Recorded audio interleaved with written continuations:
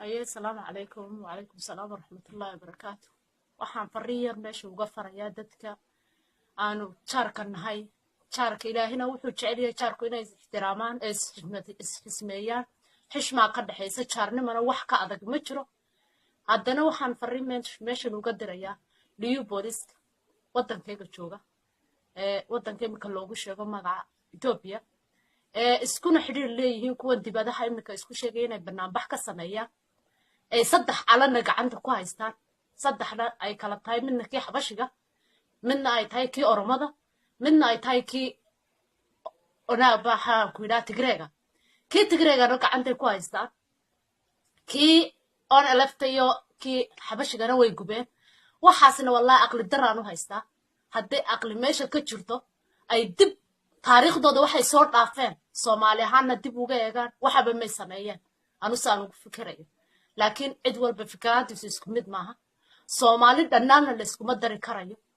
dadkan sameeyo waa dad yaroo cirkiisa oo kaliya ka fikiraya hadduuna cirkiisa ka fikiray guumaysiga soo dhaafay iyo xaaladii Soomaalidu soo martay ayaa dib uga fikir lahaayeen maanta dadka Itoobiya ku dhaxnool kilshanaadka haddii oromadu guumaysiga ka hoos baxdo dad iyaga dib u soo noqonayo iyaga guumaysanayana ma jirto fikradaasina dadka oromada kuma jirto dadka oromadana ilaa intaasoo sano way wada degayeen dadka wanaagsanna ma jiro guumaysiga haysta ayaa iyaga cadaadiyey oo jaarkooda u muuqaji waaye mooyaane dad xumaan dadka Soomaalida u haysta ma kilshanaadna way isla joogaan wayna isla joogi doonaan wayna isla degayiin wayna isla deganaan doonaan qof meesha ka saaraya ma jiro ee walaaladeeda Soomaalida ma odhanayno marna waxaas xurriyad baanu baxnay waanu xurriyownay ama sidaa nooga baxa qof la guumaysanaya ma jirto hadday oromadu xurriyowdan taas ahaanteed waxaan uga farayaa meeshan inay dadkan cirkiisa bogtaha ee dantiisa kaliya ka talinaya dadka Soomaalida maskax uma noqon karayo anugu laakiin waxay muuqata dadka dumarka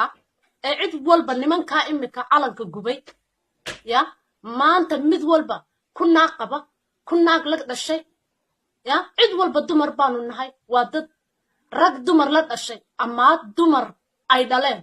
waxaan taa uga odhanayaana caruurta oromada maanta guumaysiga na haystaa siduu u madhinayo siduu dhiigooda dhulka ugu shubayo way arkayaan walaal waxaanu leenahay dadka dumarka Soomaalida ee raggaas aqoon iyo la dhalashaba la leh inay dadka cirkiisa bogtaa inay nagala hadlaan ee Soomaalidu dhan isku mar dari karayno taas awadeed baan u leeyahay sidaas inay la hadlaan dadkaas cirkaasi maalin aakhirana uma raacayo adduunna waxba uguma tarayo hadduu ilaahay idmo annagana gumaysaga waa ka bixi doonaa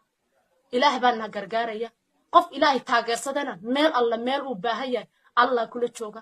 taageerada allaanu haysanaa laakiin waa inaan istaageeraa sida jaarnimo